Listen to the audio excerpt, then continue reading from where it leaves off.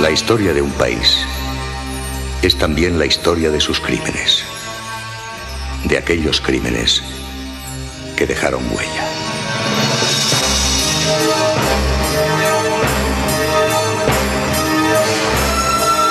Fue en la calle Alcalá número 15, en el majestuoso Casino de Madrid, el último lugar donde se vio con vida a don Rodrigo García Jalón, empresario teatral y comerciante de joyas de España, un 3 de mayo de 1913.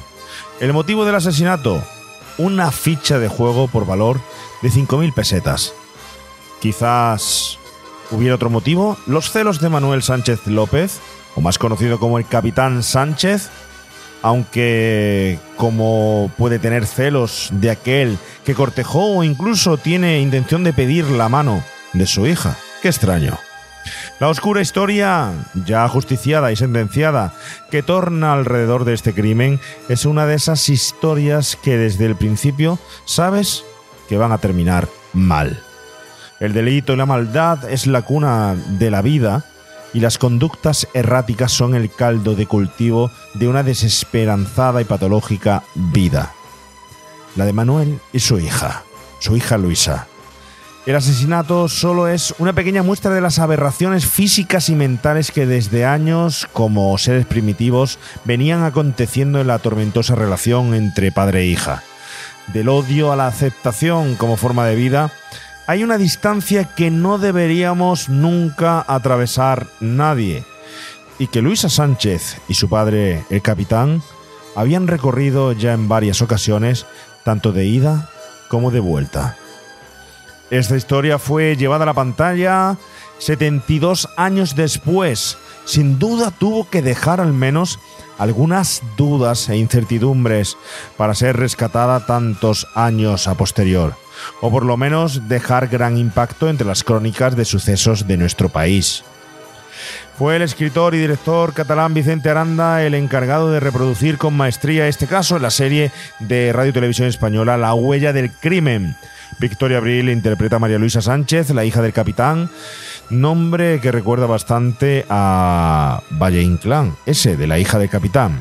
Fernando Guillén sería el propio Manuel Sánchez López y José Cerro el malogrado Rodrigo García Galán. Así que Remaker, en este segundo episodio de Remake a la huella del crimen, además del misterioso caso del crimen del capitán Sánchez, las dudas que aún circulan a su alrededor y de todo lo que concierne a su puesta en escena televisiva, nos planteamos más de un dilema ético y moral. Padre e hija. Hija y padre. Llegan a acusarse mutuamente del mismo delito. ¿Quién es realmente la víctima de esta macabra historia?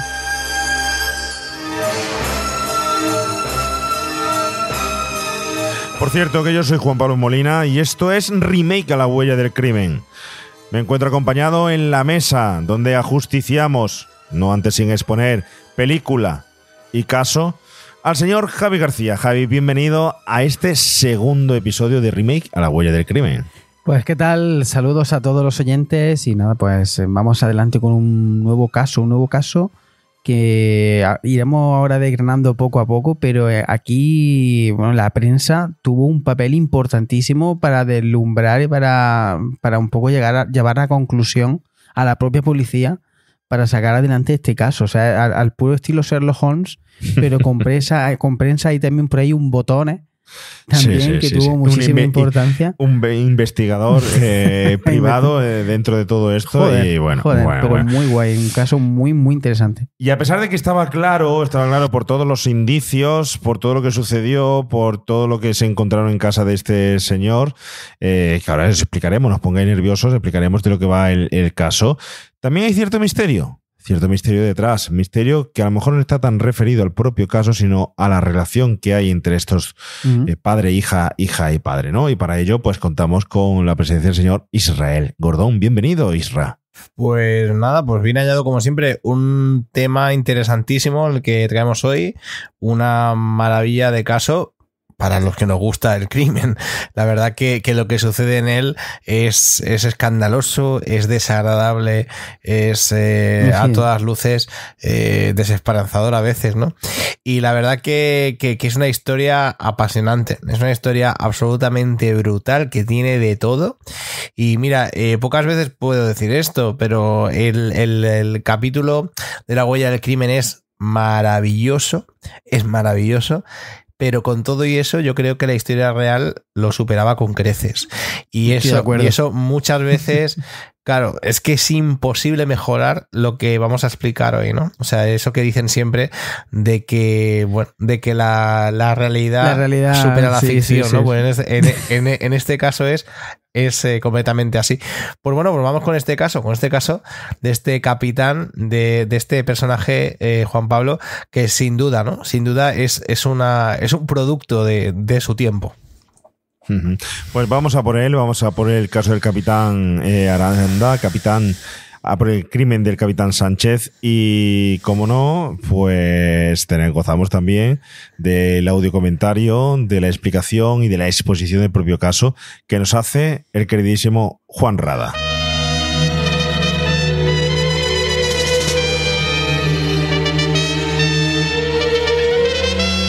Corría el año 1913. Rodrigo García Jalón era viudo de 50 y tantos años y poseedor de una considerable fortuna en fincas y muebles. Había sido recaudador de impuestos en Madrid y también empresario teatral. Se dedicaba mayormente pues, al juego y a las mujeres. Así disfrutaba ya de su tiempo libre. Pero inesperadamente desapareció. Vivía con uno de sus 2 hijos y con el ama de llaves. La última vez que lo vieron fue en el Círculo de Bellas Artes de Madrid, donde compró, antes de marcharse, una ficha de 5.000 pesetas.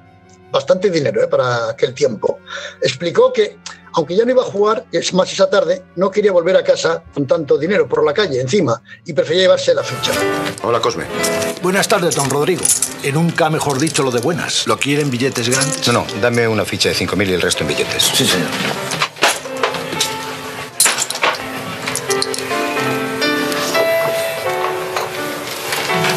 ¿5.000?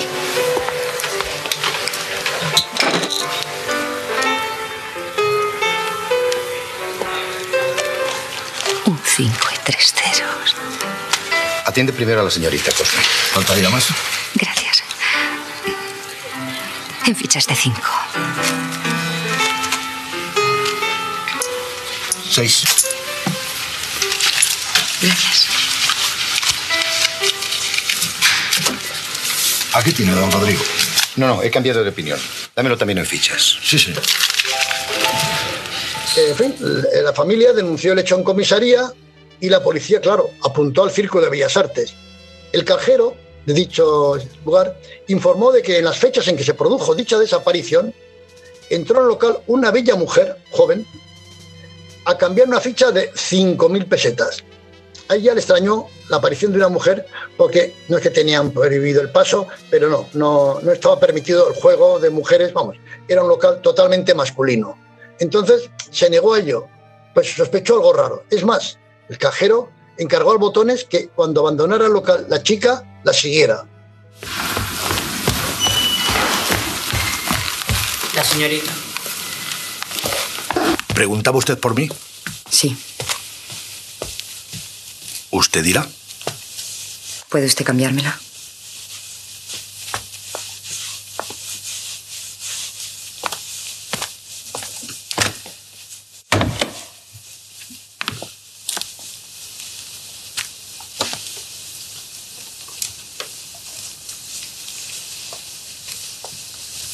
¿Cómo ha llegado a sus manos? La ganó mi padre en una partida. ¿Fuera de aquí? Sí. Lo siento, señorita. No estoy autorizado a pagar esta ficha nada más que a su legítimo propietario o a quien se lo hubiese ganado dentro de este casino. Solo tiene que darme la mitad. No. Me conformo con 1.000 pesetas. Lo siento.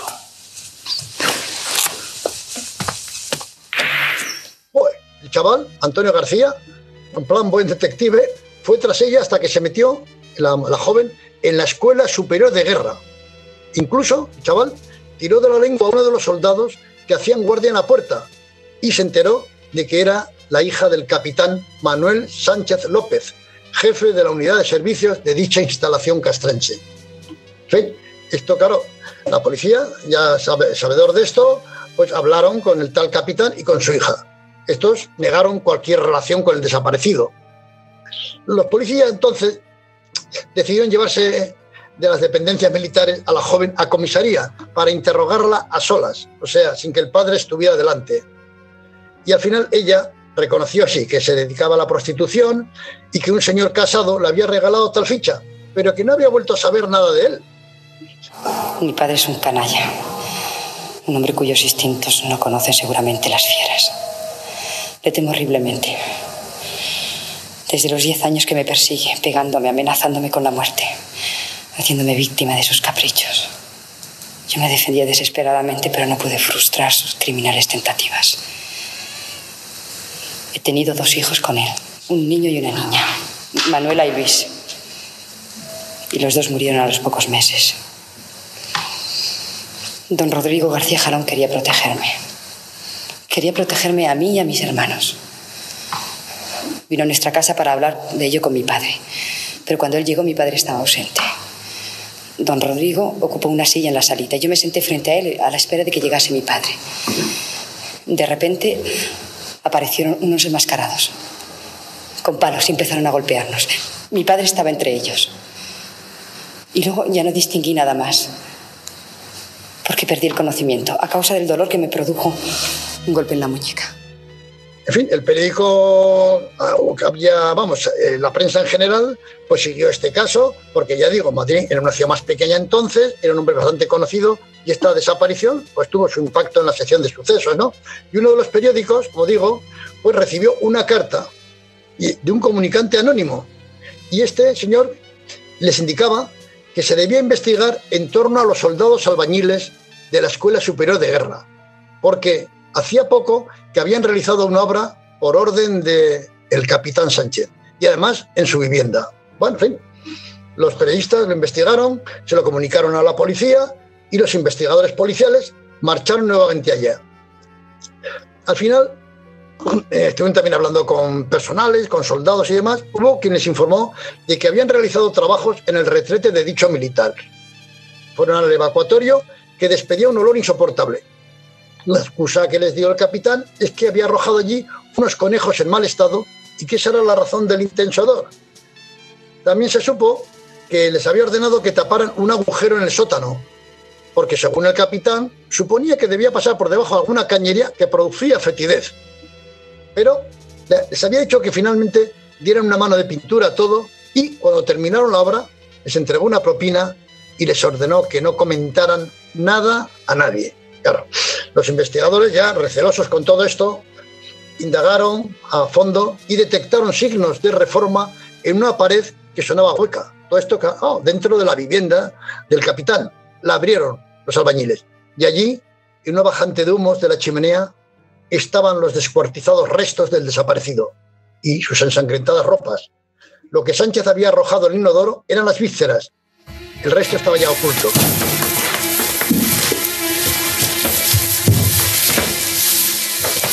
¿Qué hacen aquí estos animales? Las cabras se alimentan con cualquier cosa y dan leche para los críos. Las balas.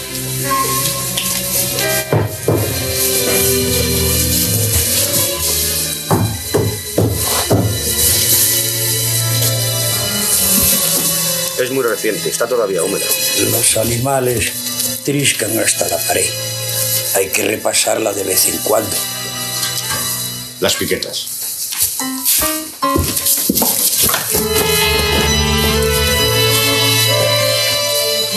Aquí está García Jalón.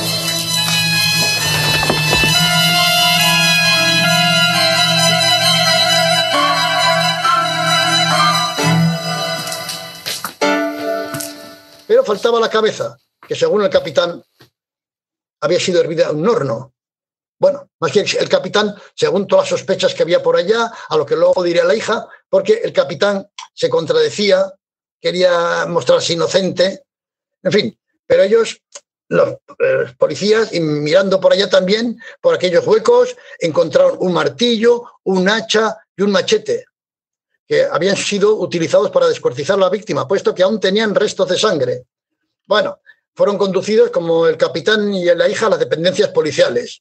En fin, y hubo ciertas contradicciones, pero el capitán optó por mantener firmemente su inocencia, ¿no? Y además le empezó a echar la culpa a la hija, puesto que esta, pues más débil, en fin, explicó cómo había conocido al hombre en la puerta del Círculo de Bellas Artes, que se dio cuenta de que se había quedado prendado de ella, entonces aceptó su invitación para ir a cenar y después lo invitó a su casa. En fin, quiero decir que ya, entonces ya el capitán sospechó que su hija, aunque las estaban interrogando por separado, lo había delatado, pero él entonces dijo, nada, pues soy inocente y la culpable es ella. En fin, la joven dijo que una vez en el hogar, pues se sentó a su lado y la joven pues dejó ver su generoso escote y empezó a servirle copa tras copa, ocasión que habitualmente, lo había hecho en ocasiones anteriores, solía aprovechar para deslizar la mano hacia el objetivo, ¿no? Era hacia la cartera del cliente, pero no llegó a alcanzarla, porque el hombre se dio cuenta de lo que pretendía. Entonces hubo gritos. En aquel momento, sigilosamente, el capitán apareció por detrás del visitante, empuñaba un martillo, le golpeó 2 veces con fuerza brutal en la cabeza, provocando el estallido craneal. Ya digo, era el capitán, que era su padre, amante y proxeneta. Mantenían relaciones incestuosas desde que ella tenía 10 años. La hija constituía una fuente de ingresos para pagar sus vicios, tanto con el dinero que conseguía como prostituta, porque era una chica joven muy guapetona, y como ladrona. En fin. Me creería, María Luisa, si le digo que ha arraigado en mí la idea de que solo usted puede hacer que cambie mi absurda vida actual de viudo desamparado, que solo usted puede tranquilizar mi espíritu. Yo la amo sinceramente, María Luisa. Le ruego me responda una palabra que me devuelva la paz.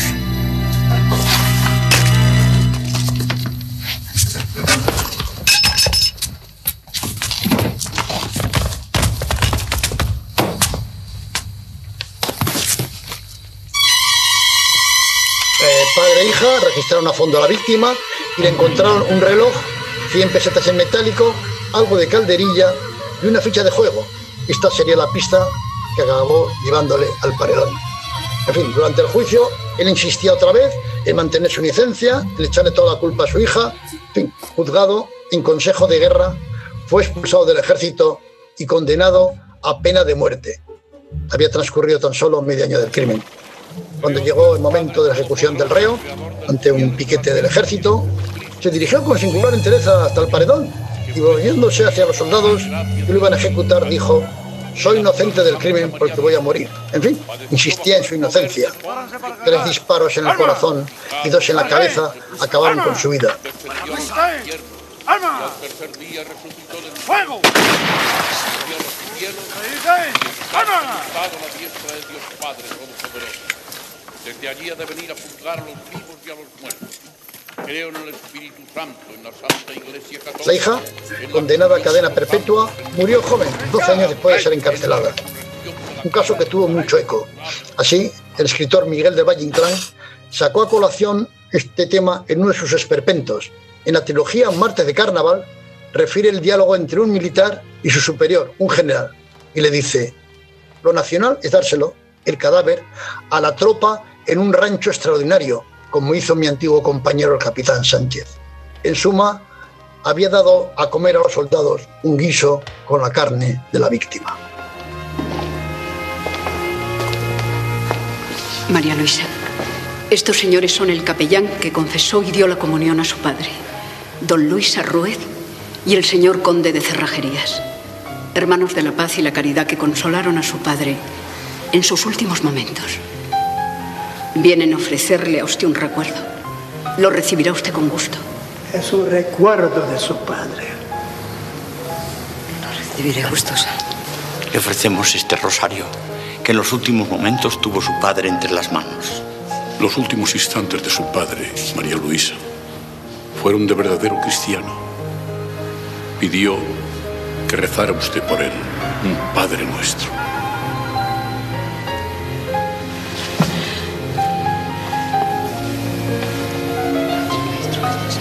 Pocos años después, María Luisa comenzó a dar muestras de una profunda perturbación.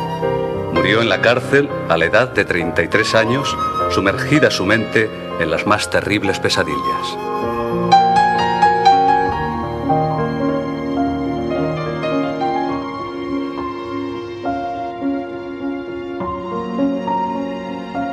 Y después de tan magistral exposición y de quedarnos claro, por lo menos, cómo fueron los hechos por encima y cómo nos los cuenta la historia cinematográfica, ¿vale? Veremos que a lo largo de esta descripción de este episodio hay muchas cosas que aparecen en la película que no coinciden con la realidad o de cierta forma o que sucedieron con más enriquecimiento en la propia historia, el propio crimen, ¿no? Pero bueno, creo que fue tan difícil llevarla, este caso, a la televisión, que al final algo se tenía que quedar por ahí, ¿no? Pero por eso mismo, primero vamos a analizarla a cargo de Javi García, cómo fue la producción, quién dirige esto, cómo fue el guión y un poco ampliarnos sobre la propia huella del crimen. La propia huella del crimen, efectivamente. Serie que, bueno, se estrenó, ya lo dijimos, no lo dijimos en el anterior episodio, pero se estrenó el 12 de abril del 85 tras la emisión del 1, 2, 3. O sea, pasada las 11 de la noche, una vez que terminó ese fantástico 1, 2, 3, pues nos encontramos con el primer episodio de La huella del crimen, que por cierto, una anécdota bastante curiosa, en la intro de la serie, la voz en off que oímos es la de Claudio Rodríguez, que es el que puso voz a Willy Fogg. ¿Vale? Pero esa intro que vemos, que podemos ver por ejemplo en los episodios que nuestros oyentes pueden ver perfectamente en RTVE, ¿no? en la propia app en abierto podéis ver los episodios de La huella del crimen, pero originalmente la intro de la serie era diferente, era como una especie como de planos estáticos que, bueno, pues se iban sucediendo como alejándose cada vez más hasta que finalmente pues aparece, como digo, la huella como tal, ¿no? Y la voz en off no era la de Claudio Rodríguez, sino que era la de Sancho Gracia, ¿vale? Lo que pasa que hasta donde yo he conseguido buscar, esa primera versión de esa intro es incontrable, imposible encontrarla. O sea que ahí dejo también tarea por si alguien la quiere. Ni en el archivo de RTV tampoco. En la que vemos, la que está colgada es con la intro moderna. Sí, pero digo en los propios archivos, no en las. En la propia archivo, no, ahí no he llegado a buscar. Hay que buscarla, tiene que haber algo por ahí, pero es bastante. Nos lo ponemos curioso. Como tarea para el próximo sí, es episodio. bastante curioso. Y bueno, llegamos al segundo episodio, al caso del Capitán Sánchez. Tras la emisión del primer episodio, la serie tuvo una acogida espectacular, una audiencia fantástica y bueno, pues la producción de este nuevo episodio se encuentra aquí. Vamos a tener de director a Vicente Aranda. Vicente Aranda, un director que bajo mi punto de vista, dentro de los directores que vamos a encontrar en los 6 episodios, es el que menos popularidad tenía en el momento, o para mí por lo menos, en el momento de hacer el episodio, porque digamos que su etapa más exitosa dentro de su filmografía llegaría después, ¿no? Pero bueno, aquí llega Vicente Aranda, se vuelve a encontrar con problemas económicos, los problemas económicos que hablábamos en el anterior episodio, y se tienen que poner a recortar, ¿no? Y es cierto que si uno ve el episodio y después se pone un poquito a indagar por internet con la historia real y tal, te das cuenta de la cantidad de detalles que no aparecen en el episodio. El episodio está, para mi gusto, muy, muy resumido, a pesar de que tiene una duración casi de la hora, pero está muy, muy resumido en cuanto a detalles. No sé si aquí, ya digo, creo que fue una cuestión de dinero, ¿no? De que no había pasta. Yo veo también cierto darle protagonismo a la presencia y aparición de Victoria Abril, ¿vale? Bueno, Vicente Aranda. Paga cachés. Y pagar cachés. Sí, ya sabemos, Vicente Aranda pues ha tenido siempre también un cine ciertamente controvertido, pues el típico cine, ¿no? Ese que luego empieza después del destape en los años 90 y tal, a tocar cosas. Bueno, es que estamos hablando de La mirada del otro, Libertarias, Amantes, siempre La pasión turca, ¿vale? Sí. Y siempre es un cine con cierto tono elevado, con una mirada sexualizada, infrahumana también, baja en muchas ocasiones, pero bueno, aquí pues otorga ese tipo pues de presencia y de desnudo a Victoria Abril, que le resulta importante. Además sale pues totalmente desnuda, sin ningún tipo de tapujo, ¿no? Y se presta mucho a sacarla, es decir, siempre le ha gustado sacar eso, los desnudos, el cine de este tipo. Y aquí se centra muchísimo en cosas que podía perfectamente haber prescindido, pero Victoria Abril coge un protagonismo. Entonces se nota que es un producto un poquito más enfocado a llamar la atención y comercial que el anterior que hablamos en el episodio, el caso como tal, en el episodio anterior. De hecho, luego tú ves además las comparaciones de la foto, aunque se hablaba de que la protagonista, María Luisa, era agraciada, guapa y tal. Luego no sé si habéis visto las fotos del caso real. Y la verdad es que no veo esa belleza como tal en ella, ¿vale? Bueno, luego entramos en eso si queréis, pero bueno, a ver, yo sí que veo un paralelismo. Es decir, la protagonista real era alguien sexy para los cánones de la época. Cuidado con eso. Y vale. Sí, y podemos, Victoria Abril. Y Victoria Abril también lo era para los cánones de la época. Lo que pasa es verdad que tienes razón, que si ves porque hay fotos muy claras y que se parecen las dos mujeres pobres pues como un huevo a una castaña. O sea, no se parecen en nada. Pero bueno, yo ahí sí que quiero ver una licencia, entre comillas, del efecto que causaban esos señores, ¿no? Pues yo creo que es lo que han ido buscando. Y bueno, que además que ver a Victoria Abril siempre está bien. Sí, por lo menos en aquella época, claro, ¿vale? Vamos a dejaros verla en aquella época, estoy ¿vale? Totalmente de acuerdo, porque además Victoria Abril en los años 80 tiene grandes titulazos, ¿no? Como por ejemplo, he traído por ejemplo el drama de Padre Nuestro de Francisco Regueiro con Francisco Rabal y tal, o la genial película de Jaime Chávarri, Las bicicletas son para el verano. Estos son títulos que, bueno, porque en los años 80 realizó Victoria Abril, pero es verdad que en aquella época Victoria Abril estaba muy dada a las producciones extranjeras. Tiene por ahí una participación en una producción suiza, tiene también una producción americana con Río Abajo y tal, pero sobre todo era muy dada a las producciones francesas. Y las producciones francesas en las que ella participa en los años 80, tengo aquí La Última Solución, Le Voyage, Max Mon Amour, tienen todo ese tono picante. No voy a decir que sea cine erótico, porque tampoco es cine erótico. Bueno, en Francia sí sabemos que realmente el porno nace en Francia como un arte que luego llega al porno cinematográfico sucio, por decirlo así, ¿no? Uh-huh. Pero sí, y además que Victoria Abril, esa desfachatez que ella siempre la ha caracterizado para este tipo de escenas sin ningún tipo de tabú, ¿no? Sí. Así que bueno, pues es cierto que Vicente Aranda pues buscó un poquito, bueno, de Vicente Aranda no llevo mucho, porque yo creo que ya todo el mundo, nuestros oyentes saben quién es Vicente Aranda, ¿no? Estamos aquí hablando de un tipo que ha hecho El Lute, La Pasión Turca, Juana Loca, Carmen, Amantes, bueno, para quien no lo sepa, Amantes realmente iba a ser un episodio de la segunda temporada de La Huella del Crimen. La Huella del Crimen es una serie que tiene 3 temporadas. La segunda temporada se hizo en el 91. En el 91, además, se habla de que tras el éxito de la primera temporada de La Huella del Crimen, pues todo el mundo esperaba que rápidamente saliera una segunda temporada al poco tiempo y tal, pero no ocurrió.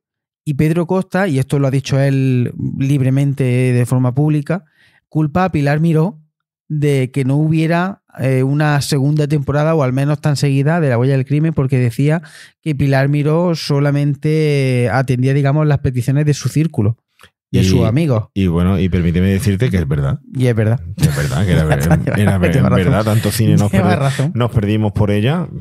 Ya está. Así de claro. Y ya está. Y entonces pues, el hombre tardó un poco en sacar la segunda temporada. También de 6 episodios. Y iba a haber un séptimo, que finalmente no me queda muy claro, porque he buscado por aquí varias informaciones, no me queda muy claro al final el por qué, cuál fue el motivo de que ese caso, que finalmente se convierte en la película Amantes, acabe siendo, digamos, un largometraje aislado de la serie como tal, pero iba a ser un episodio. Además está metido por ahí Pedro Costa como tal y muchísimos de los actores que participan en la serie. Vicente Aranda de director. Un peliculón, por cierto. Una gran película. Y luego llegaría una tercera temporada, creo que esta ya fue en el 2009, si no recuerdo, de tan solo 3 episodios. Sí, hay casi 10 años de diferencia entre una y otra serie. Uh-huh. Sí, hay bastante distancia entre la segunda y la tercera. Y yo creo que hoy por hoy se puede hacer una cuarta. No sé si alguien se lo habrá planteado alguna vez. Bueno, hay casos. Tú vete nada más que el caso de actualidad que hay hoy en día, ¿no? Y que antes pues también lo ha comentado Irra, que el caso de Daniel Sancho. Claro, de Daniel Sancho, por ejemplo, nada más. Por cierto, Daniel Sancho no sé si se había enterado que iban a sacar una serie o tal, así, no sé si es una serie o un documental tal sobre el caso en HBO, y el día del estreno se lo han censurado. Algo ha pasado ahí. Ahí había pasado alguna cosa rara. Bueno, volvemos. Hablaba de Vicente Aranda. Vicente Aranda venía de hacer Fanny Pelo Paja. Para mí es la mejor película que ha hecho Vicente Aranda hasta ese momento. Como decía, no llevaba una trayectoria bastante popular, bastante importante hasta este momento. Esa fue la película que, digamos, podemos llamar la película del despegue, la que lo llevó a hacer esta Huella del Crimen y luego a todos los grandes títulos que nos dejó después. De Victoria Abril, ya hemos comentado, Victoria Abril, que la tenemos también en esa fantástica miniserie de Los Paces de Ulloa, ¿vale? Esa adaptación de las novelas de Emilia Pardo Bazán, que también es del 85, del mismo año de La Huella del Crimen. Uh-huh. Chica Almodóvar, por supuesto. Por supuesto, Chica Almodóvar, ganadora de premio Goya por Nadie hablará de nosotras cuando hayamos muerto, y nominada también a otro Goya por El Lute, por Ántame, por Sin Noticias de Dios, por El Séptimo Día, en fin. Estamos hablando de una actriz súper reconocida en nuestro país. Fernando Guillén, que viene de hacer una película también además con Pedro Costa, también muy de La Huella del Crimen, el caso Almería. ¿Vale? Con ese asesinato de esos jóvenes en Roqueta de Mar, que se llevó Agustín González, que Pedro Costa llevó a la pantalla, y donde ya tenemos aquí a Fernando Guillén. Fernando Guillén, pues también es un actor súper reconocible en España, ¿no?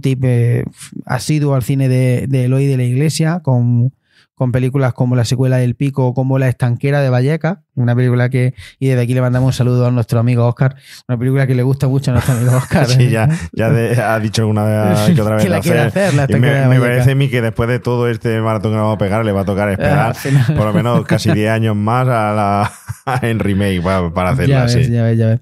Pero también un asiduo, Fernando Guillén, también muy asiduo del cine de Pedro Almodóvar, ¿no? Lo podemos ver en La Ley del Deseo, Mujeres al borde de un ataque de nervios, luego ya en los 90, Todo sobre mi madre, y un tipo que también ha ganado un Goya por Don Juan en los infiernos. O sea que volvemos a lo de antes, ¿no? Bueno, yo creo que aquí, en este episodio en concreto, Victoria Abril y Fernando Guillén son los dos actores que por encima del resto destacan y hacen un trabajo increíble.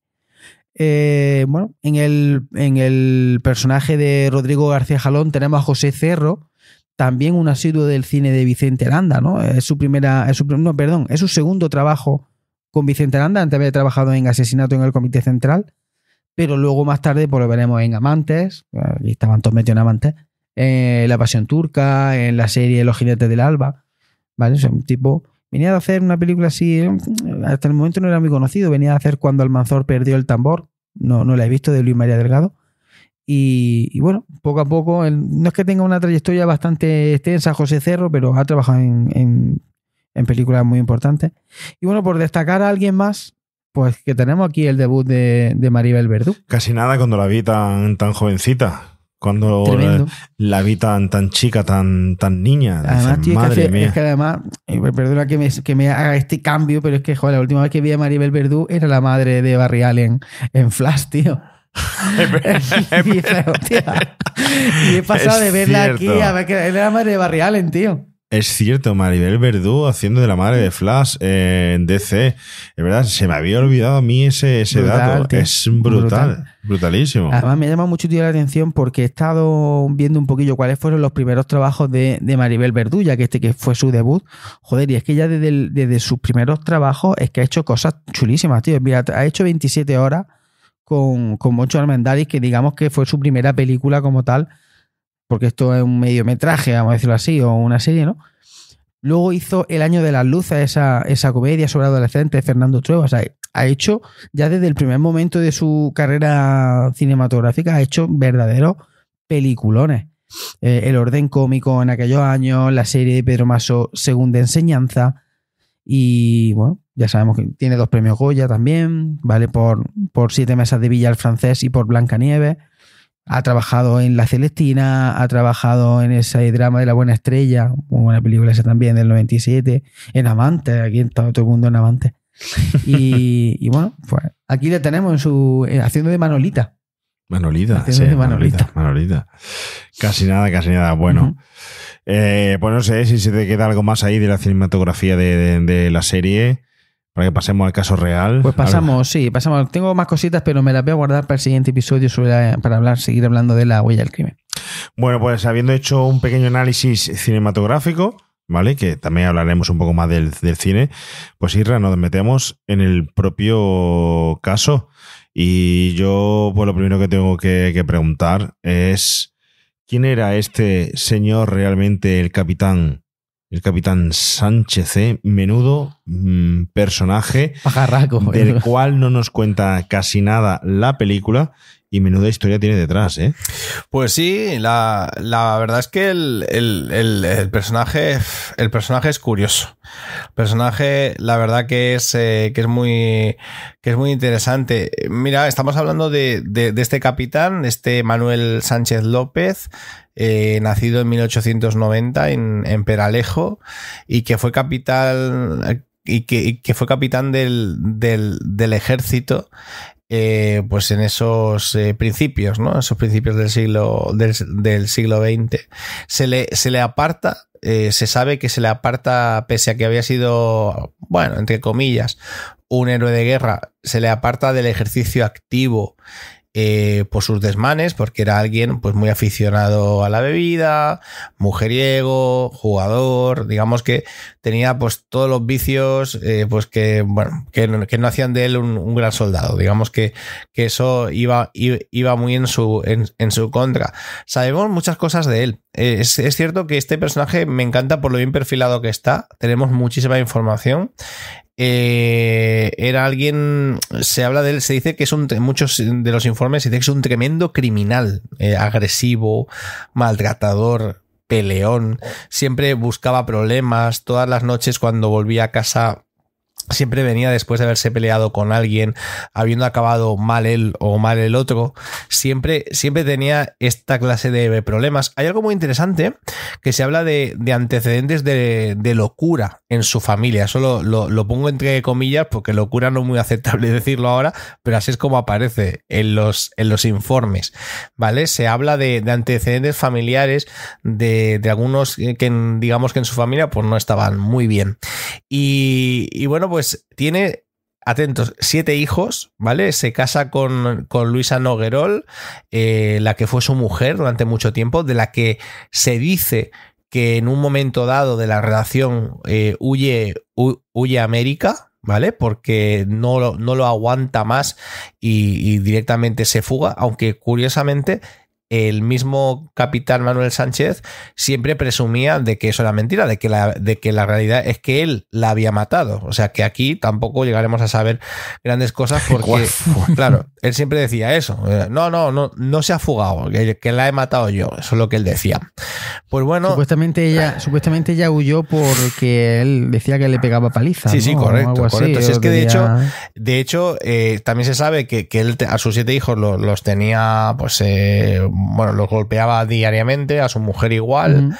Y pues lamentablemente, porque es que el caso es muy triste, pues desde la más tierna infancia, pues desde los 10 años se sabe que tenía una relación, bueno, no voy a llamarlo relación, digamos que abusaba de su hija, abusaba de su hija Luisa, y desde los 10 años, además porque él decía que era la que más se parecía a su mujer, o sea, a su mujer. Absolutamente terrible. Y bueno, si ahí me permites un inciso nada más, Isra, creo que un poco situar antes de todo esto, algo que has señalado tú perfectamente, el hecho de que era un terrible asesino. Habéis comentado el tema de que su mujer se marchó, pero es que él antes abandonó su casa por una cubana, ¿vale? Por una chica de Cuba que él trajo cuando había estado en la guerra de Cuba. Recordad, y hay que situar un poco al oyente, que este señor estaba considerado de cierta forma un héroe de guerra. Pero este señor al final lo que era es un vivo, un pajarraco, si me permiten la expresión despectiva, discúlpenme, pero lo que pegó fue un pelotazo. Un pelotazo como quien pega un pelotazo grande. Él tuvo que salir huyendo de España, estaba en La Coruña, tuvo que salir huyendo de España por un delito grave que cometió, y entonces no tuvo otra cosa que meterse en nada más que irse a Cuba, donde se vio allí inmerso en una batalla que propició un alto rango, un poco cabeza loca como él, de donde se vieron en un momento determinado acorralados y acosados por el enemigo. Y entonces el capitán Sánchez, que por aquel entonces soldado raso, que no era nadie, tuvo pues la desfachatez o la inconsciencia, porque claro, es un tipo que tenía una falta de control tremenda de decir, bueno, voy a atravesar las líneas enemigas, ¿vale? Aunque me disparen, para ir a pedir ayuda con una nota de ayuda a los aliados. Pues este señor, sin pensárselo, pues atravesó toda la línea enemiga, empezaron a dispararle y no sé cómo se le aparecería allí la Virgen a este hombre, ni por qué motivo ni tal, pero el caso es que no acertaron a darle. Entonces, claro, llamó a los aliados y consiguieron al final rescatar a toda la tropa. A partir de ahí lo hicieron un héroe de guerra, condecorado, con medallas, etcétera, etcétera, etcétera, ¿no? Regresa a España por este pelotazo que pega como un héroe realmente de guerra. Pero aprovecha allí en Cuba que se enamora de una chica, de una cubana, y se trae a la cubana. Se trae a la cubana y abandona a la familia y a los 7 hijos, ¿eh? Los abandona. ¿Y qué edad tenía aquí el capitán Sánchez? No sé decirte la edad. Porque la verdad era bastante jovencito. Sí, bueno, te he dicho antes el nacimiento. Pero es que además se da el hecho de que cuando la cubana se harta de él, lo abandona y lo deja solo, y lo deja allí en La Coruña, porque ellos se llevan la familia a Madrid y él vuelve a La Coruña con la cubana. La cubana se harta, se va, y le queda, además, después de sacarle todos los cuartos y el dinero, le queda un poco de dinero y él no hace nada más que, no piensa nada más que en hacer una fechoría, una gran fechoría. Resulta que compra una especie de barracones para hacerlo como una posada, una especie de posada, donde mete allí a alojar a un montón de gente. No sé cómo sucedería, pero el caso es que este señor se aseguró por 4.000 pesetas, muy caro en aquel entonces, hacer un seguro de vida en esa posada. Y le pegó fuego a la posada, matando a toda la gente que había dentro y cobrando el dinero del seguro. Pies pa' que te quiero, y vuelve a Madrid, donde estaba allí la familia. Y vuelve otra vez. Aquí es donde empezaría nuestra historia. Claro. Con todo lo que ya hay detrás. Y aquí en Madrid es donde él, en su casa, ¿vale? En su casa, básicamente pone una escuela de guerra. Una escuela de guerra era, pues bueno, una especie de lugar donde aprendices de soldado pues iban a aprender ciertas cosas de manera un poco oficial, porque tampoco era algo especialmente oficial, sino era algo bastante para pasar el rato y para sacar el dinero a alguno que pasara por allí, y entonces pues de eso malvivían, o sea, malvivían de ello, de la poca asignación que le quedase de lo que había sido, porque evidentemente era pues un soldado que estaba retirado, pero que algo percibía, pero bueno, se lo jugaba absolutamente todo. De hecho, se sabe que estaba arruinado por el juego. Y entonces ya hemos hablado de ella.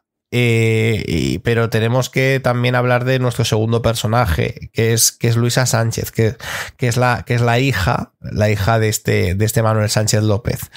Pues bueno, pues es una chica maltratada completamente desde su más tierna infancia a todos los niveles. Sabemos que hay crónicas que dicen los 10, crónicas que dicen los 12. Bueno, esto en el fondo es igual. Abusaba a su padre diariamente. Ella habla en algunas de los informes, habla de visita diaria, que me parece absolutamente terrible. Y bueno, pues nuestra historia empieza porque en un momento dado ella conoce a Rodrigo García Jalón, ¿vale? Que es un viudo, alguien con posibles, alguien que tiene 50 años y que, bueno, no es que sea el hombre de su vida, pero ojo, que la puede sacar de alguna manera de la situación en la que está. Y entonces, pues, esta situación pues sucede durante meses. Durante meses este hombre intenta intimar con ella. Y es curioso, porque luego hablaremos de qué hacen cada uno, porque tampoco en este momento tampoco veo a Luisa especialmente, bueno, que se quiera aprovechar directamente de él en estos primeros instantes. Lo que pasa es que, claro, el capitán se entera de que este hombre, este viudo, pues está intentando intimar con su hija, y entonces propone a la misma, pues, oye, mira, ¿por qué no mantienes relaciones con este señor? Y a posteriori yo me hago algo así como el padre deshonrado y le sacamos a este señor una especie de cuota mensual porque no lo expliquemos esto. Y eso es el plan inicial. Eso es el plan inicial que parece que van a seguir con este hombre. Pero lo que siguen, sabemos que en el momento de máximo apogeo, con esta chica teniendo relaciones con este señor para luego montar el teatrillo posterior, pues no sabemos si es que al padre le asaltan celos o dudas, que pues acaba matándolo a martillazos. Es decir, aparece y en lugar de hacer lo que habían quedado, pues aparece, pues se lo acaba cargando pues con 2 martillazos.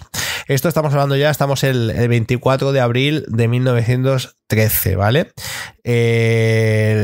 Lo descuartizan, meten los restos blandos en el retrete, el retrete queda obstruido, queman en la cocina otros restos, el olor era horrible.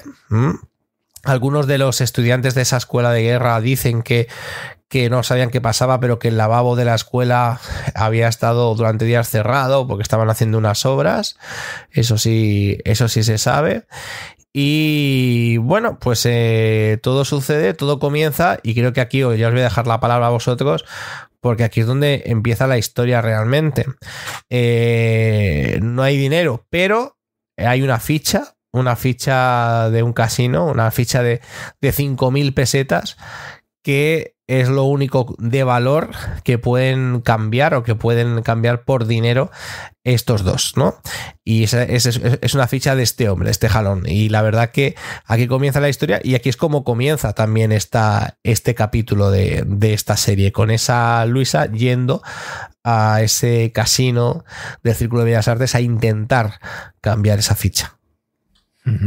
Hay que decir que el casino era un sitio habitual, frecuente, donde en sus alrededores, un casino que por lo visto, bueno, pues todavía es reconocible por Madrid, su fachada.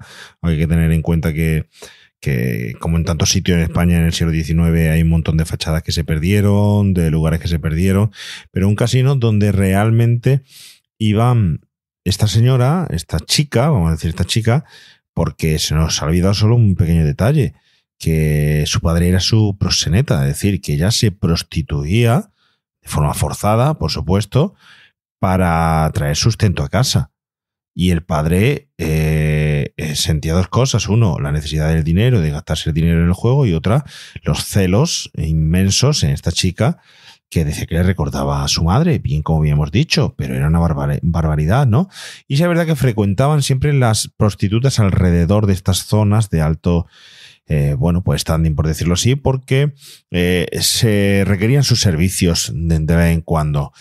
Ella sí vio la oportunidad de salir de esa miseria, por supuesto, a través de este señor. Pero claro, nos planteamos en todos estos hechos bastante sanguinarios, escrupulosos, donde has comentado algo, Isra, pues que efectivamente en ese arrebato de ira, de rabia o de celos, mata a golpes con un martillo a nuestro protagonista, pero el cuerpo esconde una parte, lo tabica, se requieren los servicios Aquí es cuando levanta un poco las sospechas, se requieren los servicios pues del grupo de albañiles del cuartel, donde además normalmente pues vienen, hacen su faena y se van, pero ese día precisamente él le da por darle una propina y decirle que por favor no digan nada. Luego, por otro lado, se obstruye el retrete. Algo que bueno, que no era tan normal esa obstrucción, porque de hecho ya lo había utilizado más de una vez Luisa, la hija. Nada más y nada menos que para tirar por el retrete los abortos de su padre. ¿Vale? Dos abortos, sí. Y luego también tenemos esa teoría de que las partes más difíciles de seccionar, cortar y tirar por el retrete o meter o tabicar, cabeza, extremidades, piernas, etcétera, hay una teoría de que las cuece, las hierve, las cuece en un perol y se las da de comer de rancho a todo el cuartel, ¿no? Fijaros qué montón de teorías, qué montón de cosas detrás de todo esto, ¿no? Pues el señor Jalón también, que tenía 2 hijos, que a punto de casarse, y luego la historia donde la ha dejado Irra. El momento de que a quién se le ocurre que acabas de matar a alguien y ir con la ficha de esa persona que has matado a reclamar el dinero. Y aquí es donde empieza una historia también de un cierto Botones, que es el que... Antoñito, que hay cierta diferencia con la película, porque es un señor mayor, este Antoñito no se ve que vaya detrás de ella para investigar sobre la desaparición de Jalón.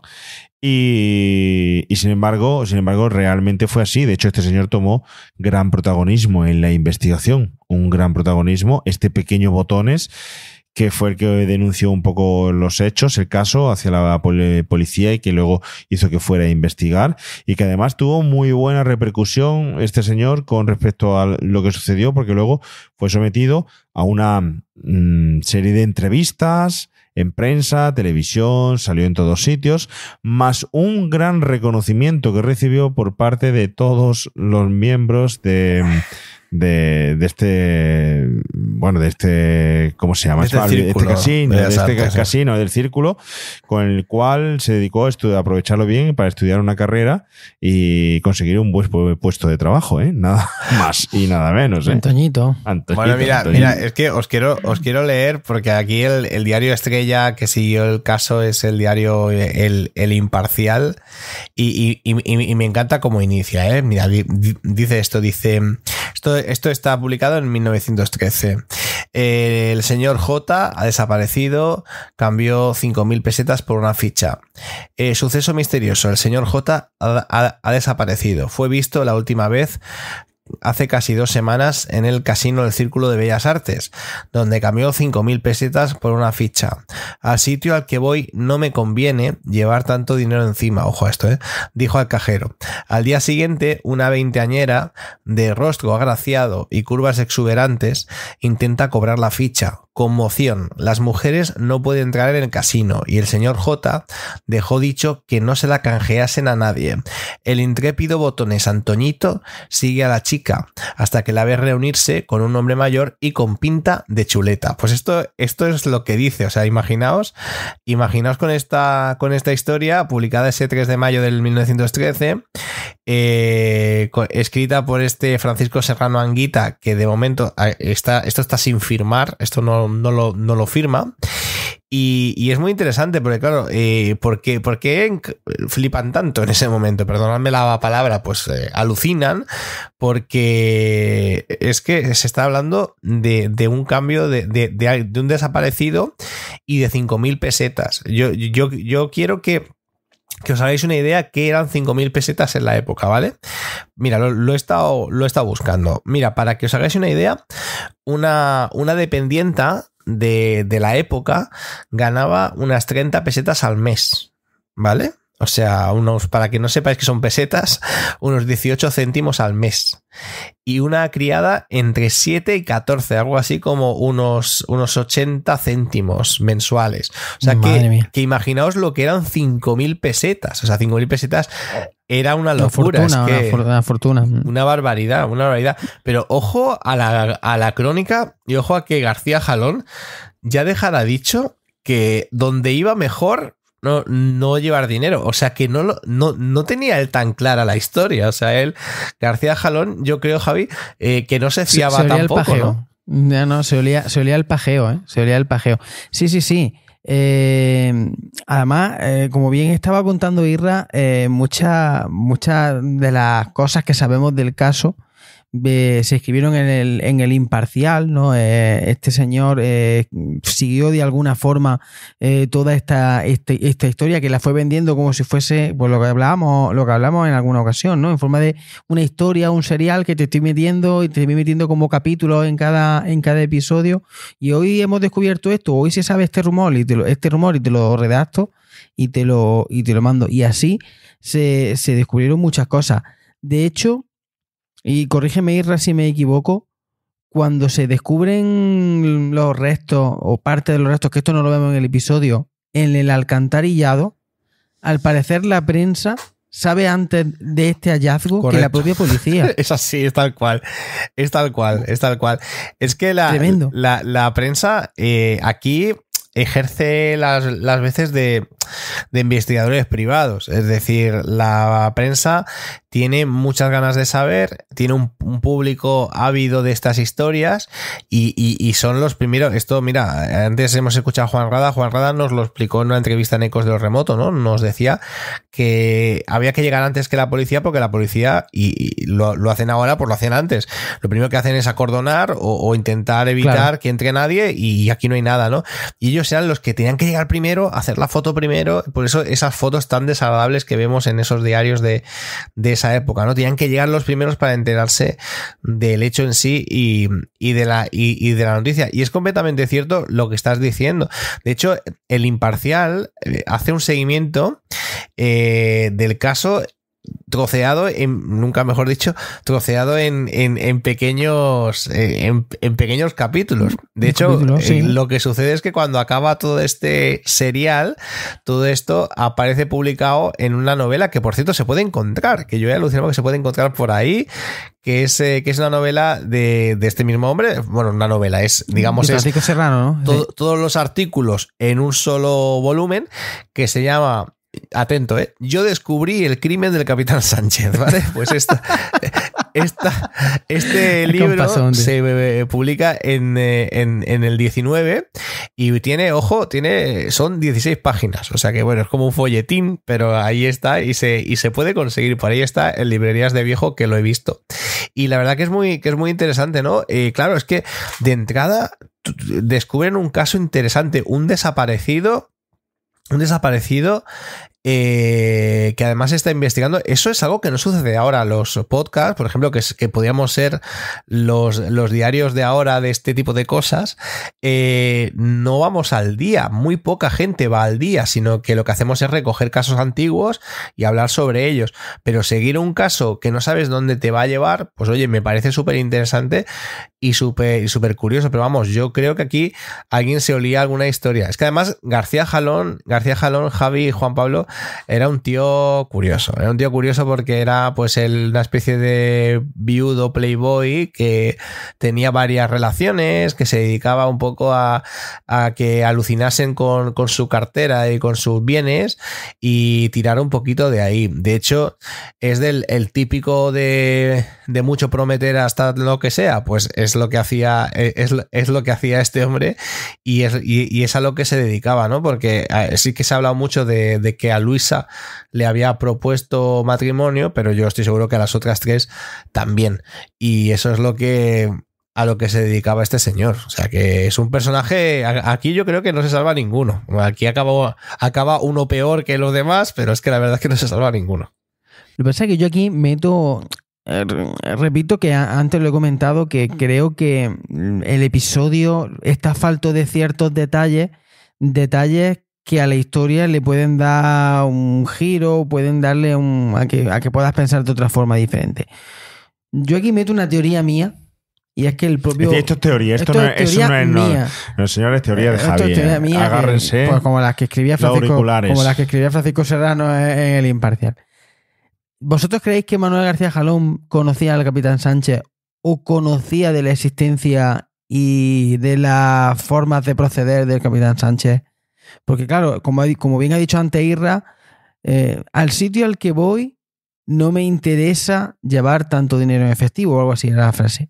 Tanto dinero encima. Bueno, yo creo que no. Yo creo que no lo conocía. Yo creo que lo que sí que conocía era los ambientes en los cuales se metía. Es decir, él conocía a la chica, sabía las pintas de la chica y sabía un poco de qué rollo podía ir esa mujer, para bien y para mal, ¿eh?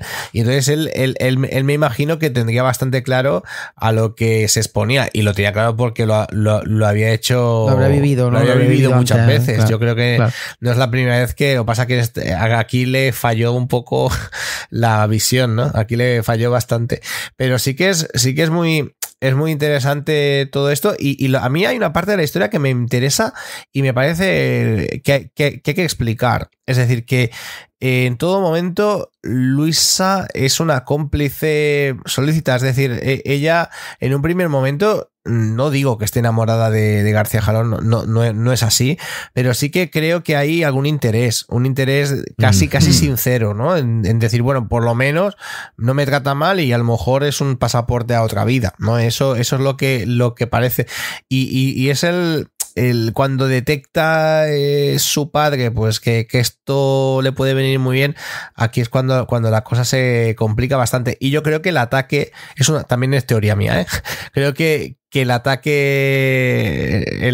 que este capitán comete sobre García Jalón es básicamente por esa posibilidad, porque creo que acaba vislumbrando de que eso va a quitar a su hija, de ¿no? que eso va más, de que eso no tiene pinta, por lo menos por la parte que corresponde a su hija, ¿no? Que eso no tiene pinta de ser aquí le sacamos la pasta y ya, sino que tiene pinta de otra cosa. Es decir, que tú crees, es decir, que la teoría es que ella realmente tenía intención de casarse. Hombre, con él. ella salir de esa casa, salir del influjo de ese señor con alguien que podía medianamente tratarla bien, yo creo que sí, claro. Que no estaba premeditado este tipo de asesinato, o que no estaba premeditado es la extorsión, porque el asesinato está claro que no estaba premeditado, pero estaba premeditada la extorsión por parte de los dos, sino que ella quería realmente... Se sabe que hay una relación de meses. Hay una relación de meses hasta que el padre se entera. Es decir, al final se entera. Y se entera porque García Jalón le dice que la quiere, que quiere estar con ella, que si hace falta le pide la mano a su padre. Entonces, aquí es donde la cosa se complica. Y se complica porque la Luisa se ve obligada a explicarle eso a su padre. Oye, mira, hay una persona que me ha dicho esto y que yo estoy de acuerdo. Yo eso no lo dice nadie, pero yo creo que viene por aquí. Entonces es cuando el padre pues le explica toda la historia. Pues ahora vamos a intentar sacarle dinero a este. Y aquí es donde y aquí es donde se complica un poco. Y yo creo que por eso es un crimen típicamente pues que viene de los celos. Viene de los celos pasional. Claro. Y por eso el capitán no puede controlar.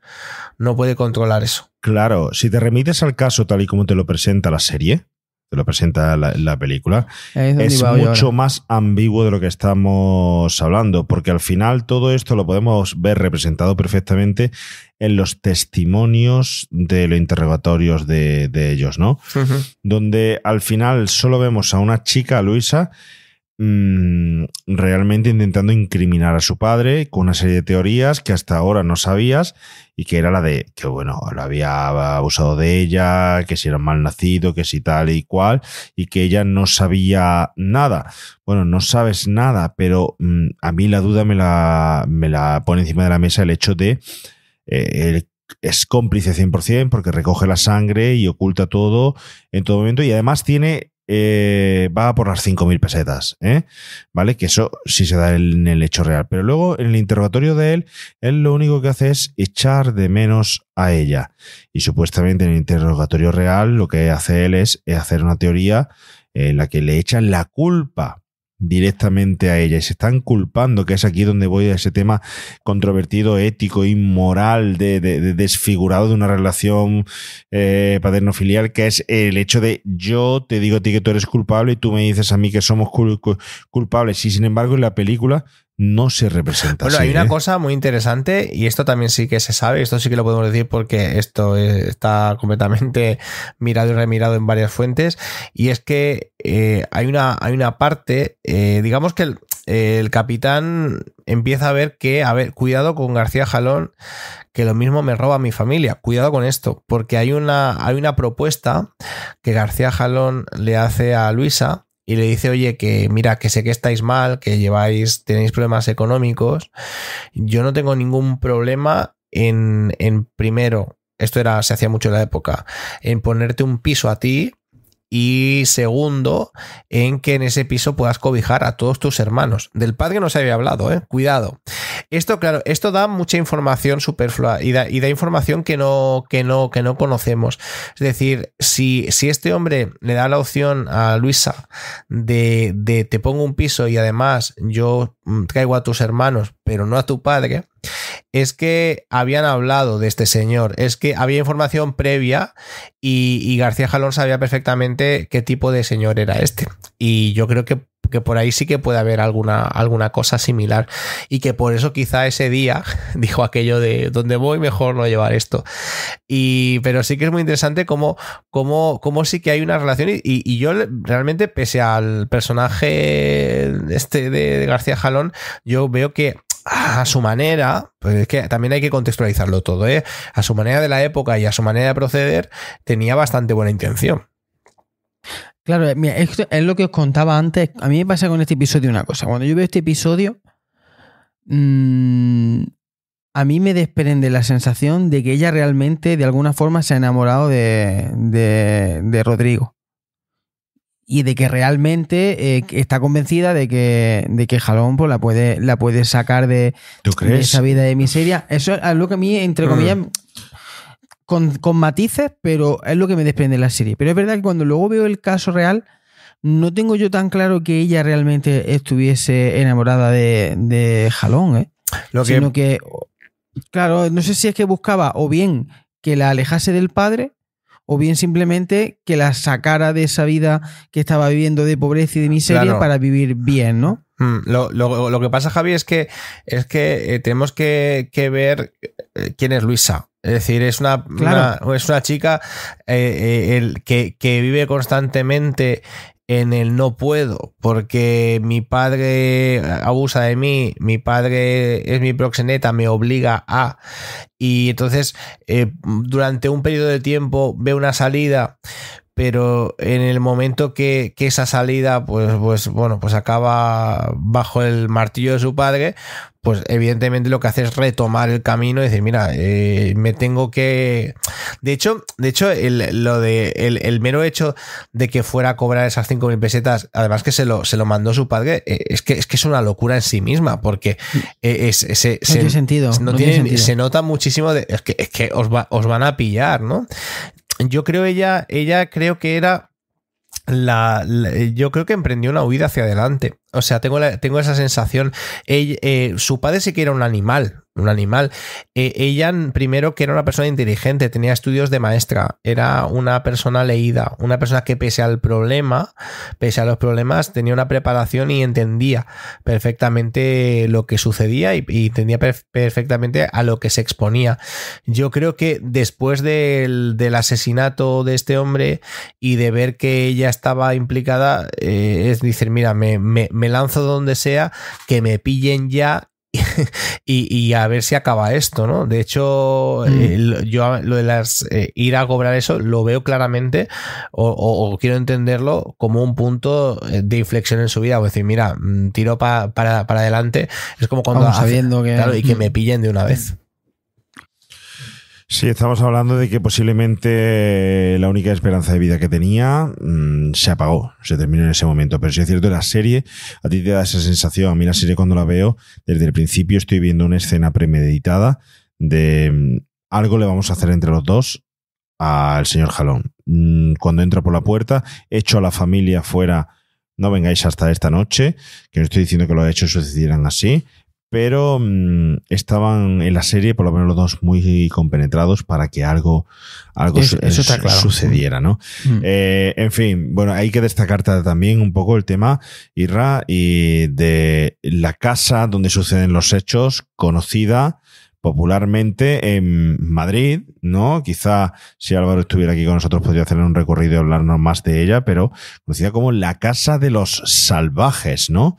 Una casa en Madrid donde concretamente se puede ver, bueno, muchos dicen que el nombre se acuñó después de esta escena tan salvaje que sucedió, y no es así, ¿no? Esto viene con anterioridad, y sobre todo porque hay dos especies de Homo sapiens salvajes con una especie de mezcla entre Homo sapiens y Sota de Bastos, con un garrote sosteniendo el escudo de la casa en la fachada y especie de seres mitológicos extraños. Y por eso adquiere ese nombre, si no me equivoco, ¿no, Isra? Sí, mira, de hecho, este nombre se sabe y lo toma de una pieza teatral, una pieza que se llama la Mojiganga de las Casas de Madrid, del siglo XVII, de Juan Francisco de Tejera, que dice algo así, hay unos versos, ¿no? Dice: ya llegamos, ¿dónde? Donde figuras veas extrañas, ¿en qué parte? Ya te digo que en las casas más nombradas de Madrid. Entra, ¿qué veo? ¿Qué casa es esta? La Casa de los Salvajes. Y como tú dices, es que en la fachada, a ambos lados del escudo, pues tenemos algo así, como tú dices, una especie de hombres salvajes, ¿no? Como se entendían en la época. Esto era un tema bastante recurrente del Renacimiento, justo después de la conquista de América, pues digamos que se fantaseaba, ¿no? con las gentes del otro lado. También pasaba cuando hemos tenido intercambios con África, que también se fantaseaba, ¿no? con la morfología de esas personas, y se hacían este tipo de retratos un poco animalescos. A día de hoy realmente es ofensivo completamente, pero es lo que se solía hacer, y es una casa interesante, es una casa que es histórica, es una casa de Madrid que seguramente ya, bueno, Álvaro nos explicaría 200 millones de cosas sobre ella, y es un lugar muy muy conocido por la gente que ha vivido allí. De hecho, bueno, pues de hecho en este caso sí que os puedo decir pues que actualmente se la conoce por la casa del capitán, pero sí que allí pues hemos tenido pues condes, condesas, los condes de Miranda, los condes de Montijo, o sea que allí pues ha habido bastantes personas interesantes, pero sí que es verdad que justamente después de este crimen pues la casa entra en un cierto declive, porque ya sabéis, estos sitios quedan marcados, son lugares en los que si ha pasado ciertas cosas pues no te gusta vivir, o sea que la verdad que es un lugar bastante interesante a día de hoy. Es un sitio bastante visitable y creo que es muy chulo de ver. Bueno, pues hay que aclarar que Luisa es condenada, pues creo que fue a cadena perpetua, si no me equivoco, pero el capitán fue condenado a la pena de muerte. La pena de muerte, que por el hecho de ser el rango militar, de ser un héroe de guerra, etcétera, pues deciden, en vez de aplicar, que se aplicaba por aquella época, el garrote vil, se decide fusilarlo. Hacer un fusilamiento, ¿no? También porque fue un consejo de guerra. Fue un consejo de guerra. Un consejo de guerra el que ajustició. ¿Hasta qué punto podéis haceros un perfil de este tipo, de esta persona? ¿Cómo podría estar mentalmente perturbado, o una falta sobre todo de autocontrol tremenda, o qué tipo de ideas que no entiendes por qué le suceden, ¿no? Que pide él mismo dar la orden de su ejecución. Es decir, pide que como rango militar, él mismo diga disparen para que le disparen, ¿no? Una auténtica barbaridad hacer eso, es decir, tú mismo infligirte tu propia suicidio, por supuesto, no se lo permitieron. Es que el retrato robot de este hombre, o sea, es una barbaridad. De hecho, tú fijaos si este hombre es él sí que era un salvaje. Si este hombre es un salvaje, que en el juicio, que esto es algo que me alucina bastante, en el mismo juicio el defensor, el abogado Sánchez Batanero, vio que era imposible defenderlo. Es decir, vio que aquello no se defendía por ningún sitio, que era imposible de salvar. Entonces, lo que intentó, que eso aún se hace, es intentar pasarlo por loco, que yo creo que tampoco estaba muy lejos de la realidad, ¿no? Y le definió su propio abogado defensor como un psicópata sexual, un erotómano celoso, un besánico perteneciente al grupo de los perseguidos. Es decir, ¿no? Lo que, de hecho, y para que veáis la diferencia, el mismo abogado dijo de María Luisa que nunca tuvo padre, que fue educada para el crimen y que había obrado por miedo insuperable. Entonces, la verdad que es muy interesante estos conceptos, ¿no? Cómo de alguna manera se contraponen y cómo estamos viendo unos roles muy definidos. Desde luego ya tenemos claro que el capitán es que era un desalmado, o sea, es que era un personaje, vamos, cuanto más lejos mejor. Así es, además me viene muy bien lo que has comentado. Viene muy bien hablar de este señor, de José Serrano Batanero, que fue el defensor del capitán, porque es muy curioso y vamos a hilarlo con una noticia de prensa, que creo que, porque no aparece, lo tengo escaneado, puede ser que sea Diario El Triunfo, puede ser, sí, creo que sí, el Diario El Triunfo, la noticia extensa sobre el capitán, su hija, el famoso crimen, etcétera, muy extensa, donde da un montón de detalles. Además aparecen muchísimas fotos del propio capitán Sánchez con su defensor, con José Serrano Batanero, que es tremendo el caso que voy a explicar ahora mismo, y los paralelismos, donde concretamente sale su hija junto a la Guardia Civil. Podéis ver perfectamente una señora grande, gruesa, el patio donde salen los restos con los restos, que fijaros lo que hablamos de la prensa, la fotografía de los restos, de la ropa, la cocina, los huesos, se ve por ahí el cadáver. Pero ahí al final de esta noticia, un apartado en el que se habla de otro fusilamiento 27 años después. Y es que, dice así, que el señor que lo defendió, ¿no?, a Sánchez en el Consejo de Guerra, José Serrano Batanero, que pese a sus denodados esfuerzos no puede conseguir una sentencia menos irreparable. Muy posteriormente, Serrano Batanero es elegido diputado republicano por la provincia de Guadalajara en las Cortes Constituyentes del 1931. Más tarde, durante los años de la Guerra Civil, es designado concejal del Ayuntamiento madrileño en representación del Partido de Izquierda Republicana.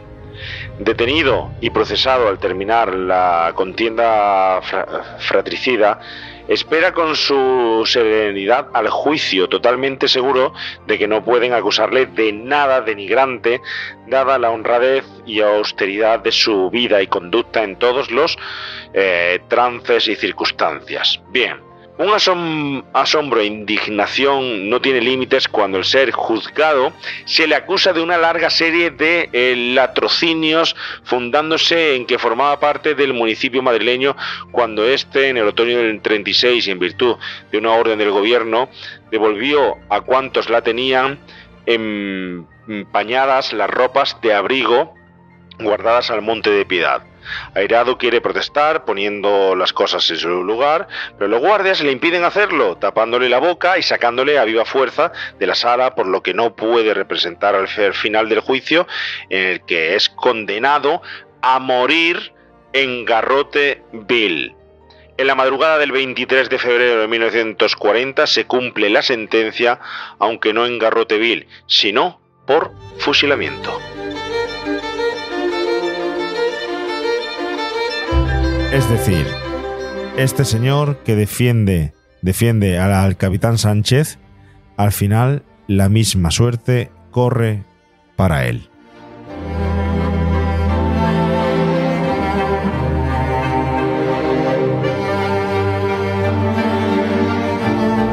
Casi parece el karma, ¿eh? Qué pasada de historia, qué cosa más curiosa. Y del tema del fusilamiento del capitán Sánchez es muy interesante también, porque ninguno de los soldados quería dispararlo, ¿no? Porque de alguna manera era uno de ellos y los sortearon, ¿no? Es decir, pusieron 8 personas y algunos de ellos llevaban balas de fogueo, sí, y otros balas reales, para que ninguno supiera quién había alcanzado, ¿no? al capitán.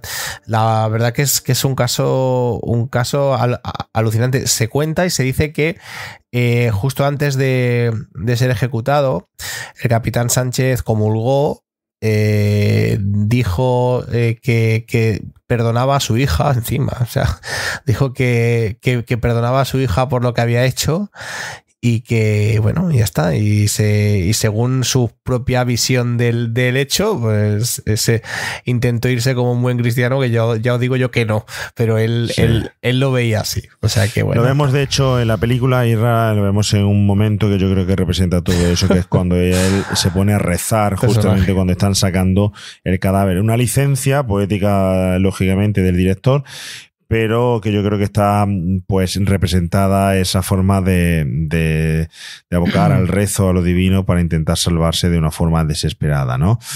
No nos olvidemos de la señorita, que se quedó como señorita al final, Luisa, la hija del capitán, ¿no? Que, si no tengo mal entendido, fue referente para la obra de Valle Inclán, La hija del capitán, del año 1927, pero sobre todo la suerte que corrió esta señora, que, como bien sabéis, no estuvo mucho tiempo en la cárcel, no porque no cumpliera sentencia, sino porque fallece más bien pronto, y dicen que fallece realmente del gran dolor y pesar que sufre después de este atroz asesinato, y sobre todo del sufrimiento por de hecho, podemos decir que no ingresó en una cárcel como tal. Es decir, ella estuvo en un centro penitenciario psiquiátrico.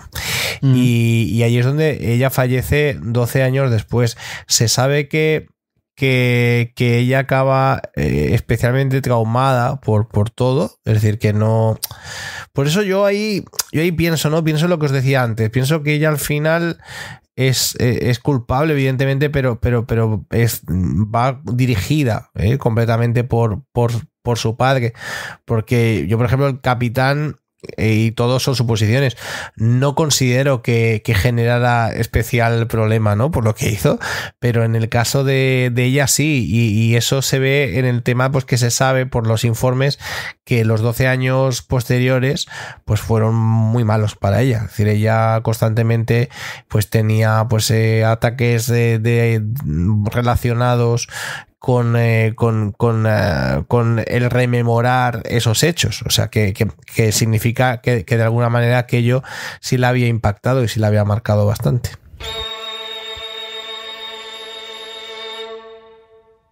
Había una pesadilla recurrente en la cabeza de Luisa, una pesadilla recurrente que la mayoría de las noches se despertaba en terrores nocturnos, que ella relataba como viendo, paseándose, ella se describía ella misma paseándose con el que iba a ser su futuro marido, ¿no?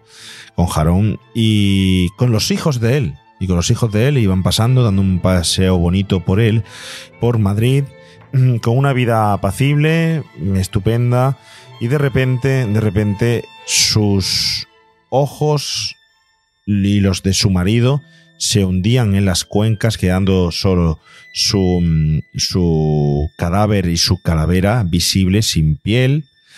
Y de repente, para culminar este hecho terrorífico, aparecía por allí la mano de su padre, que le decía insistentemente, la cogía del pelo y le decía insistentemente: limpia la sangre, puta.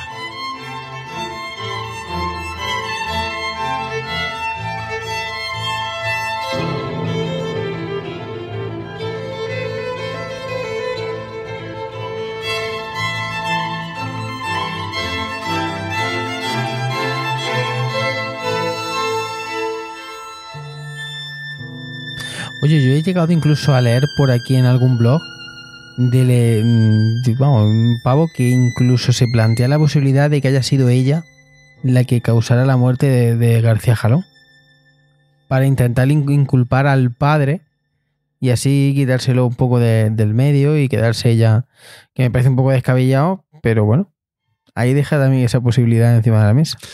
Aunque Jalón le hubiera luego puesto, bueno, una relación mucho peor o le hubiera mentido, hubiera sido una vía de escape de todas formas, creo yo.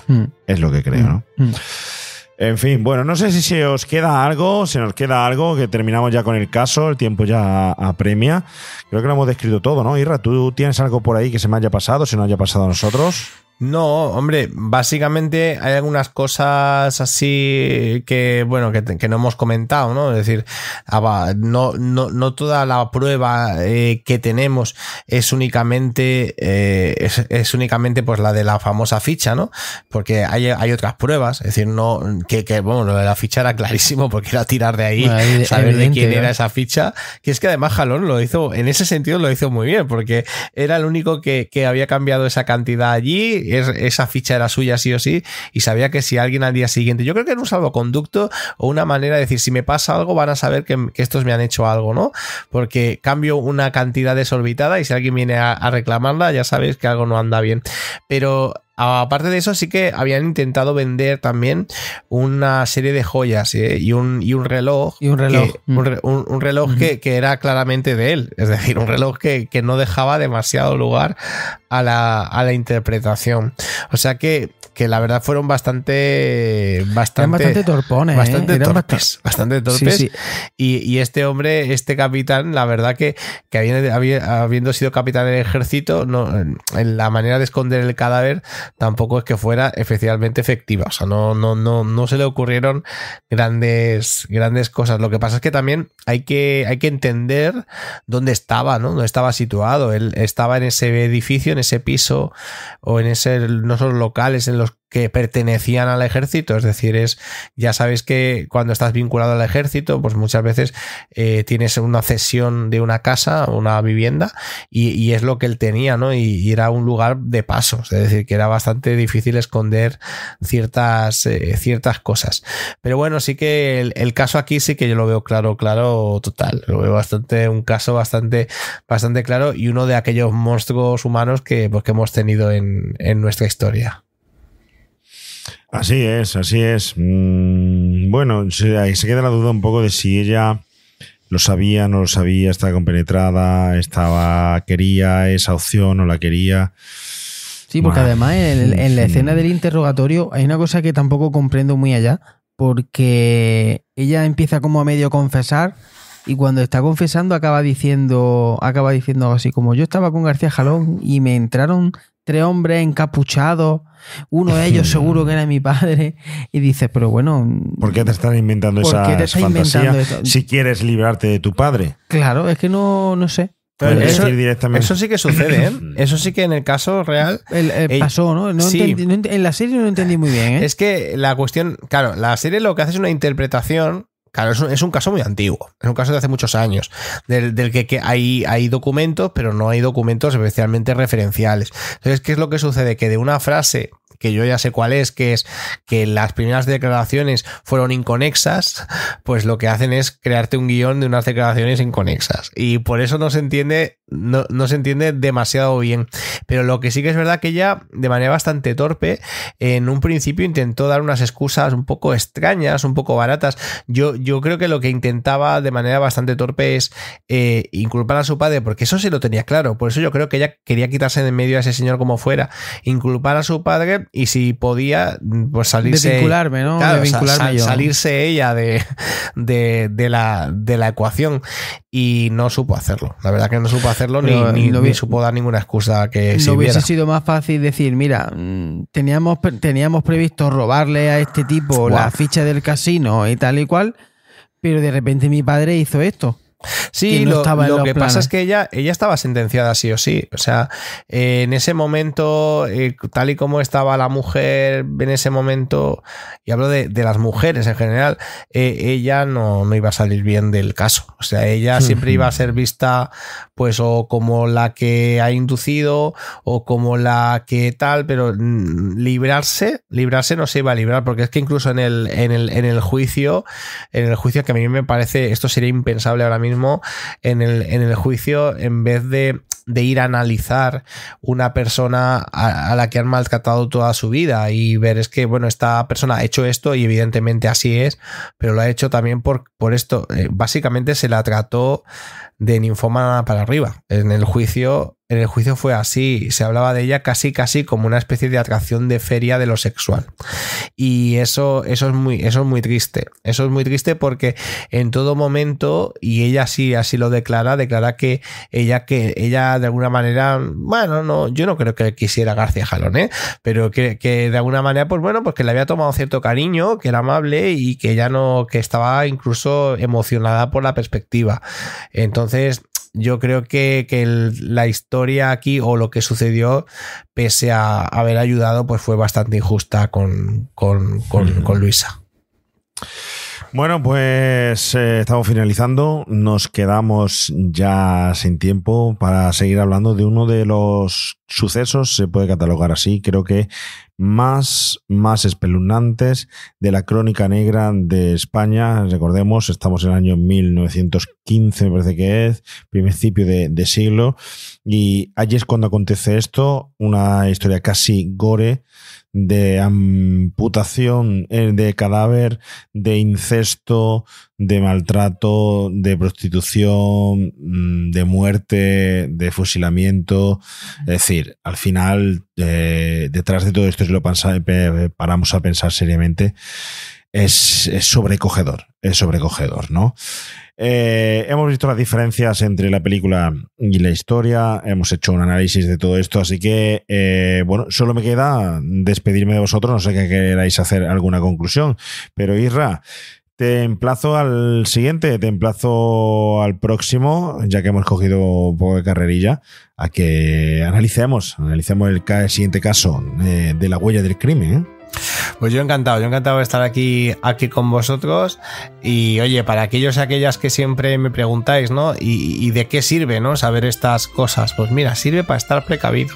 Sirve para estar precavido y para saber que, aunque seguramente tú que nos escuchas eres muy, muy majo y muy maja, pues hay gente que no lo es tanto. O sea que hay que estar precavido, hay que estar atento y hay que saber que esta gente lamentablemente existe. Vaya, además que has tocado un tema importante, sí que existe, en los tiempos de hoy en día, que sí que existe. Javi García, segundo episodio concluido, vamos a por el tercero, ¿no? Vamos a ver el tercero, sí, vamos a ver el tercer crimen, en este repaso que le vamos a hacer a esta pedazo de serie de La huella del crimen. Y nada, aquí estaremos para narrarlo y para poner nuestras teorías encima de la mesa. Pues de ustedes dependen, señores oyentes, que este podcast deje huella también, huella en la podcastfera y en las redes, ¿no? Déjenos sus comentarios, lo comparten también, ya saben que tenemos nuestro mecenazgo, ¿no? Nuestras suscripciones bajo monetización a través de iVoox. Si nos echan una mano, se lo agradecemos. Esperamos haber sido merecedores de su tiempo, porque no está para gastarlo ni malgastarlo, ¿no? Está para escuchar podcast que merezca la pena. Lo dicho, nos escuchamos en el próximo remake a La huella del crimen. Adiós.